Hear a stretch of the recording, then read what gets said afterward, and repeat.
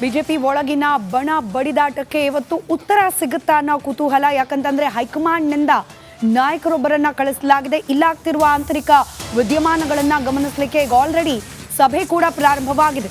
ತರುಣ್ ಚುಗ್ ನೇತೃತ್ವದಲ್ಲಿ ಸಭೆಯನ್ನ ನಡೆಸಲಾಗ್ತಾ ಇದೆ. ಈ ಸಭೆಯಲ್ಲಿ ಒಕ್ಕೊರಲ ಒತ್ತಾಯ, ಯತ್ನಾಳ್ ಅವರನ್ನ ಪಕ್ಷದಿಂದ ಕೂಡಲೇ ಉಚ್ಚಾಟನೆ ಮಾಡಬೇಕು ಅಂತ ಹೇಳಿ ಈ ವೇದಿಕೆಯಲ್ಲಿ ಚರ್ಚೆ ಬೇಡ ಅಂತ ಹೇಳಿದ್ದಾರಂತೆ ತರುಣ್ ಚುಗ್ ಅವರು.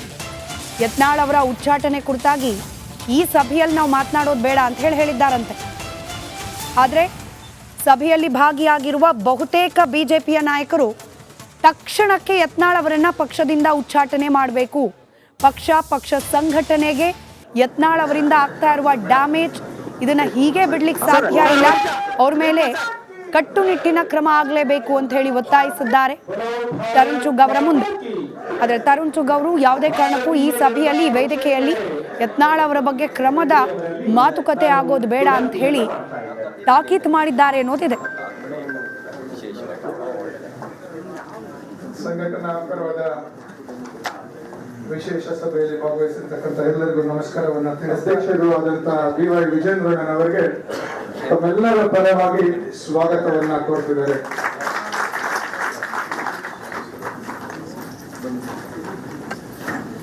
ಮತ್ತಷ್ಟು ಡೀಟೇಲ್ಸ್ ನಮ್ಮ ಪ್ರತಿನಿಧಿ ಸುರೇಶ್ ನೀಡ್ತಾ ಹೋಗ್ತಾರೆ, ದೂರವಾಣಿ ಸಂಪರ್ಕದಲ್ಲಿದ್ದಾರೆ. ಸುರೇಶ್, ಈ ವೇದಿಕೆಯಲ್ಲಿ ಯತ್ನಾಳ್ ಬಗ್ಗೆ ಚರ್ಚೆ ಬೇಡ ಅಂತಂದ್ರೆ ಇನ್ಯಾವ ವೇದಿಕೆಯಲ್ಲಿ? ಹಾಗಾದ್ರೆ ಇದನ್ನ ನಾವು ಯತ್ನಾಳ್ ಅವ್ರ ವಿರುದ್ಧವಾಗಿ ತಕ್ಷಣಕ್ಕೆ ಉಚ್ಚಾಟನೆಯ ಕ್ರಮ ಇಲ್ಲ ಅಂತ ಹೇಳಿ ಪರಿಗಣಿಸಬಹುದಾ? ಸ್ಮಿತಾ, ಇವತ್ತು ಕರೆದಿರ್ತಕ್ಕಂಥ ಸಭೆ ಏನಿದೆ, ಈಗ ನಡೀತಿದ್ದಂತ ಸಭೆ ಪ್ರಮುಖವಾಗಿ ಸಂಘಟನಾ ದೃಷ್ಟಿಯಲ್ಲಿ ಪಕ್ಷದ ಪಕ್ಷದ ಬಲವರ್ಧನೆ ನಿಟ್ಟಿನಲ್ಲಿ ನಡೆಸಿದಂತ ಸಭೆ ಆಗಿದ್ದ ಕಾರಣಕ್ಕೆ ಅಲ್ಲಿದ್ದಂತಹ ಶಾಸಕರು ಸಹಜವಾಗಿ ಅಲ್ಲಿ ಒಂದು ಯತ್ನಾಳ್ ವಿರುದ್ಧ ಕ್ರಮಕ್ಕೆ ಆಗ್ರಹಿಸಿದ್ರು. ಆದ್ರೆ ಇದೊಂದು ಸಂಘಟನಾ ಸಭೆ ಆಗಿರೋದ್ರಿಂದ ಇಲ್ಲಿ ಈ ಚರ್ಚೆ ಬೇಡ, ನಂತರದ ಕೋರ್ ಕಮಿಟಿ ಆಗತ್ತೆ, ನಂತರದ್ದು ಒಂದು ಪ್ರಮುಖರ ಸಭೆ ಆಗತ್ತೆ, ಆ ಪ್ರಮುಖರ ಸಭೆಯಲ್ಲಿ ಕೋರ್ ಕಮಿಟಿ ಸಭೆಯಲ್ಲಿ ಈ ವಿಚಾರವನ್ನು ಚರ್ಚೆ ಮಾಡೋಣ ಅಂತಕ್ಕಂಥ ಮಾತನ್ನು ಹೇಳೋ ಮೂಲಕ ಯತ್ನಾಳ್ ಅವರ ಉಚ್ಚಾಟನೆಗೆ ಏನ್ ಆಗ್ರಹ ಮಾಡೋದಂತ ಕೆಲ ಶಾಸಕರು ಮತ್ತೆ ಹಿರಿಯ ಮುಖಂಡರುಗಳಿದ್ರು, ಅವರಿಗೆ ಒಂದಷ್ಟು ಸಮಾಧಾನ ಮಾಡುವಂತಹ ಕೆಲಸವನ್ನ ತರುಣ್ ಚುಗ್ ಅವರು ಮಾಡಿದ್ರು. ಇದಾದ ನಂತರ ಇದು ಕೋರ್ ಕಮಿಟಿ ಸಭೆಯನ್ನು ಕೂಡ ನಿಗದಿಯಾಗಿರ್ತಕ್ಕಂಥದ್ದು. ಮಧ್ಯಾಹ್ನ 2 ಗಂಟೆ ಸುಮಾರಿಗೆ ರಾಜ್ಯ ಬಿಜೆಪಿಯ ಕೋರ್ ಕಮಿಟಿ ಸಭೆ ಕೂಡ ನಡೀತಾ ಇದೆ. ಇನ್ನು ಪ್ರಮುಖವಾಗಿ ಈ ಬಾರಿ ವಿಶೇಷ ಅಂತಂದ್ರೆ 2 ಕೋರ್ ಕಮಿಟಿ ಸಭೆ ನಡೀತಿರ್ತದ್ದು ಸ್ಮಿತಾ. ಒಂದು ಇವತ್ತು ತರುಣ್ ಚುಗ್ ಏನ್ ಬಂದಿದ್ದಾರೆ, ರಾಜ್ಯ ಬಿಜೆಪಿಯ ಪ್ರಧಾನ ಕಾರ್ಯದರ್ಶಿಗಳು, ಸಂಘಟನಾ ರಾಷ್ಟ್ರೀಯ ಪ್ರಧಾನ ಕಾರ್ಯದರ್ಶಿಗಳು ಏನಿದ್ದಾರೆ ತರುಣ್ ಚುಗ್ ಅವರು, ಅವರ ನೇತೃತ್ವದಲ್ಲಿ ಇವತ್ತು ವಿಶೇಷ ಆಹ್ವಾನಿತರಾಗಿ ಇವತ್ತಿನ ಒಂದು ಕೋರ್ ಕಮಿಟಿ ಸಭೆಯನ್ನು ನಡೆಸ್ತಿರ್ತಕ್ಕಂಥದ್ದು.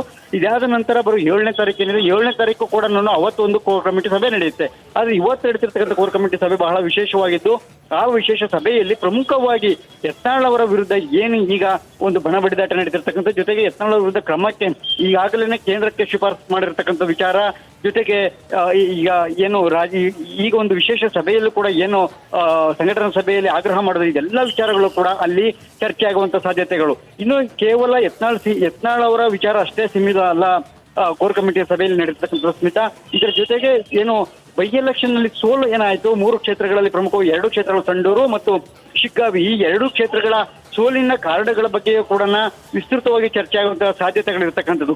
ಇದರ ಜೊತೆಗೆ ಪಕ್ಷದ ಆಂತರಿಕ ವಿದ್ಯಮಾನಗಳು ಏನಿದೆ, ಪಕ್ಷದ ಆಂತರಿಕ ವಿದ್ಯಮಾನಗಳಲ್ಲಿ ಪ್ರಮುಖವಾಗಿ ಇತ್ತೀಚೆಗೆ ಹೊಂದಾಣಿಕೆಯ ಕೊರತೆ ಆಗಿರ್ತಕ್ಕಂಥದ್ದು, ಜೊತೆಗೆ ವಿಜೇಂದ್ರ ಅವರು ಒಂದು ಕಿರಿ ವಯಸ್ಸಿನವರಾಗಿದ್ದು ಹಿರಿಯರು ಕೈ ಜೋಡಿಸ್ತಿಲ್ಲ ಅಂತಕ್ಕಂಥ ಆಪಾದನೆಗಳೇನಿದೆ, ಇದೆಲ್ಲದರ ಕುರಿತಂತೆ ಮಾತನಾಡತಕ್ಕಂಥದ್ದು.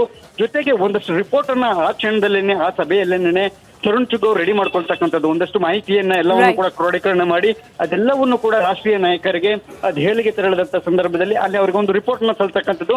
ಈ ಒಂದು ಕೋರ್ ಕಮಿಟಿಯಲ್ಲಿ ಚರ್ಚೆ ಆದಂತ ಎಲ್ಲಾ ಪ್ರಮುಖ ಏನ್ ವಿಷಯಗಳಿದೆ ಅದೆಲ್ಲವೂ ಕೂಡ ಬಹಳ ಪ್ರಮುಖ ಆಗತ್ತೆ. ಯಾಕೆಂತಂದ್ರೆ ರಾಷ್ಟ್ರೀಯ ಮಟ್ಟದಲ್ಲಿ ಈಗಾಗಲೇ ಯತ್ನಾಳ್ ಮತ್ತೆ ವಿಜೇಂದ್ರ ಅವರ ನಡುವಿನ ವಿಚಾರಗಳು ಹೋಗಿರೋದ್ರಿಂದ ಇವತ್ತಿನ ಕೋರ್ ಕಮಿಟಿ ಬಹಳ ಪ್ರಮುಖ ಆಗಿರ್ತಕ್ಕಂಥದ್ದು ಮತ್ತೆ ಮಹತ್ವದಾಗಿರ್ತಕ್ಕಂಥದ್ದು ಸ್ಮಿತಾ. ಧನ್ಯವಾದ ಸುರೇಶ್ ಮಾಹಿತಿಗಾಗಿ. ಬಿಜೆಪಿ ಒಳಗಿನ ಬಣ ಬಡಿದಾಟಕ್ಕೆ ಇವತ್ತು ಉತ್ತರ ಸಿಗುತ್ತಾ ಅನ್ನೋ ಕುತೂಹಲ. ಯಾಕಂತಂದ್ರೆ ಹೈಕಮಾಂಡ್ನಿಂದ ನಾಯಕರೊಬ್ಬರನ್ನ ಕಳಿಸಲಾಗಿದೆ. ಇಲ್ಲಾಗ್ತಿರುವ ಆಂತರಿಕ ವಿದ್ಯಮಾನಗಳನ್ನ ಗಮನಿಸಲಿಕ್ಕೆ ಈಗ ಆಲ್ರೆಡಿ ಸಭೆ ಕೂಡ ಪ್ರಾರಂಭವಾಗಿದೆ. ತರುಣ್ ಚುಗ್ ನೇತೃತ್ವದಲ್ಲಿ ಸಭೆಯನ್ನ ನಡೆಸಲಾಗ್ತಾ ಇದೆ. ಈ ಸಭೆಯಲ್ಲಿ ಒಕ್ಕೊರಲ ಒತ್ತಾಯ, ಯತ್ನಾಳ್ ಅವರನ್ನ ಪಕ್ಷದಿಂದ ಕೂಡಲೇ ಉಚ್ಚಾಟನೆ ಮಾಡಬೇಕು ಅಂತ ಹೇಳಿ ಈ ವೇದಿಕೆಯಲ್ಲಿ ಚರ್ಚೆ ಬೇಡ ಅಂತ ಹೇಳಿದ್ದಾರಂತೆ ತರುಣ್ ಚುಗ್ ಅವರು. ಯತ್ನಾಳ್ ಅವರ ಉಚ್ಚಾಟನೆ ಕುರಿತಾಗಿ ಈ ಸಭೆಯಲ್ಲಿ ನಾವು ಮಾತನಾಡೋದು ಬೇಡ ಅಂತ ಹೇಳಿದ್ದಾರಂತೆ. ಆದರೆ ಸಭೆಯಲ್ಲಿ ಭಾಗಿಯಾಗಿರುವ ಬಹುತೇಕ ಬಿಜೆಪಿಯ ನಾಯಕರು ತಕ್ಷಣಕ್ಕೆ ಯತ್ನಾಳ್ ಅವರನ್ನ ಪಕ್ಷದಿಂದ ಉಚ್ಚಾಟನೆ ಮಾಡಬೇಕು, ಪಕ್ಷ ಸಂಘಟನೆಗೆ ಯತ್ನಾಳ್ ಅವರಿಂದ ಆಗ್ತಾ ಇರುವ ಡ್ಯಾಮೇಜ್ ಇದನ್ನ ಹೀಗೆ ಬಿಡ್ಲಿಕ್ಕೆ ಸಾಧ್ಯ ಇಲ್ಲ, ಅವ್ರ ಮೇಲೆ ಕಟ್ಟುನಿಟ್ಟಿನ ಕ್ರಮ ಆಗಲೇಬೇಕು ಅಂತ ಹೇಳಿ ಒತ್ತಾಯಿಸಿದ್ದಾರೆ ತರುಣ್ ಚುಗ್ ಅವರ ಮುಂದೆ.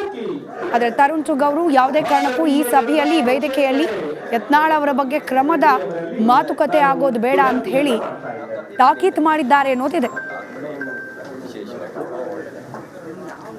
ಸಂಘಟನಾಪರವಾದ ವಿಶೇಷ ಸಭೆಯಲ್ಲಿ ಭಾಗವಹಿಸಿರ್ತಕ್ಕಂಥ ಎಲ್ಲರಿಗೂ ನಮಸ್ಕಾರವನ್ನ ಅಧ್ಯಕ್ಷರು ಆದಂತ BY ವಿಜೇಂದ್ರಣ್ಣನವರಿಗೆ ತಮ್ಮೆಲ್ಲರ ಪರವಾಗಿ ಸ್ವಾಗತವನ್ನ ಕೋರ್ತಿದ್ದಾರೆ.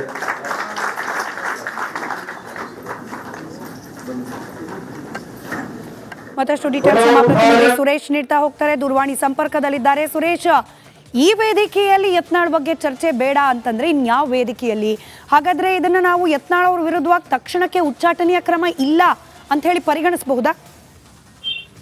ಸ್ಮಿತಾ, ಇವತ್ತು ಕರೆದಿರ್ತಕ್ಕಂಥ ಸಭೆ ಏನಿದೆ, ಈಗ ನಡೀತಿದ್ದಂತ ಸಭೆ ಪ್ರಮುಖವಾಗಿ ಸಂಘಟನಾ ದೃಷ್ಟಿಯಲ್ಲಿ ಪಕ್ಷದ ಪಕ್ಷದ ಬಲವರ್ಧನೆ ನಿಟ್ಟಿನಲ್ಲಿ ನಡೆಸಿದಂತ ಸಭೆ ಆಗಿದ್ದ ಕಾರಣಕ್ಕೆ ಅಲ್ಲಿದ್ದಂತಹ ಶಾಸಕರು ಸಹಜವಾಗಿ ಅಲ್ಲಿ ಒಂದು ಯತ್ನಾಳ್ ವಿರುದ್ಧ ಕ್ರಮಕ್ಕೆ ಆಗ್ರಹಿಸಿದ್ರು. ಆದ್ರೆ ಇದೊಂದು ಸಂಘಟನಾ ಸಭೆ ಆಗಿರೋದ್ರಿಂದ ಇಲ್ಲಿ ಈ ಚರ್ಚೆ ಬೇಡ, ನಂತರದ ಕೋರ್ ಕಮಿಟಿ ಆಗತ್ತೆ, ನಂತರದ್ದು ಒಂದು ಪ್ರಮುಖರ ಸಭೆ ಆಗತ್ತೆ, ಆ ಪ್ರಮುಖರ ಸಭೆಯಲ್ಲಿ ಕೋರ್ ಕಮಿಟಿ ಸಭೆಯಲ್ಲಿ ಈ ವಿಚಾರವನ್ನು ಚರ್ಚೆ ಮಾಡೋಣ ಅಂತಕ್ಕಂಥ ಮಾತನ್ನು ಹೇಳೋ ಮೂಲಕ ಯತ್ನಾಳ್ ಅವರ ಉಚ್ಚಾಟನೆಗೆ ಏನ್ ಆಗ್ರಹ ಮಾಡೋದಂತ ಕೆಲ ಶಾಸಕರು ಮತ್ತೆ ಹಿರಿಯ ಮುಖಂಡರುಗಳಿದ್ರು, ಅವರಿಗೆ ಒಂದಷ್ಟು ಸಮಾಧಾನ ಮಾಡುವಂತಹ ಕೆಲಸವನ್ನ ತರುಣ್ ಚುಗ್ ಅವರು ಮಾಡಿದ್ರು.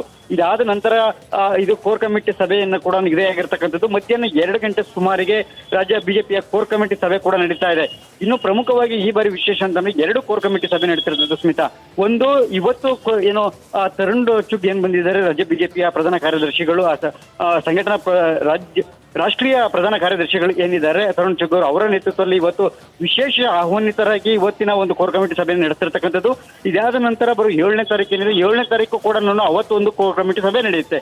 ಆದ್ರೆ ಇವತ್ತು ನಡೀತಿರ್ತಕ್ಕಂಥ ಕೋರ್ ಕಮಿಟಿ ಸಭೆ ಬಹಳ ವಿಶೇಷವಾಗಿದ್ದು, ಆ ವಿಶೇಷ ಸಭೆಯಲ್ಲಿ ಪ್ರಮುಖವಾಗಿ ಯತ್ನಾಳ್ ಅವರ ವಿರುದ್ಧ ಏನು ಈಗ ಒಂದು ಬಣ ಬಡಿದಾಟ ನಡೀತಿರ್ತಕ್ಕಂಥ, ಜೊತೆಗೆ ಯತ್ನಾಳ್ ಅವರ ವಿರುದ್ಧ ಕ್ರಮಕ್ಕೆ ಈಗಾಗಲೇ ಕೇಂದ್ರಕ್ಕೆ ಶಿಫಾರಸು ಮಾಡಿರ್ತಕ್ಕಂಥ ವಿಚಾರ, ಜೊತೆಗೆ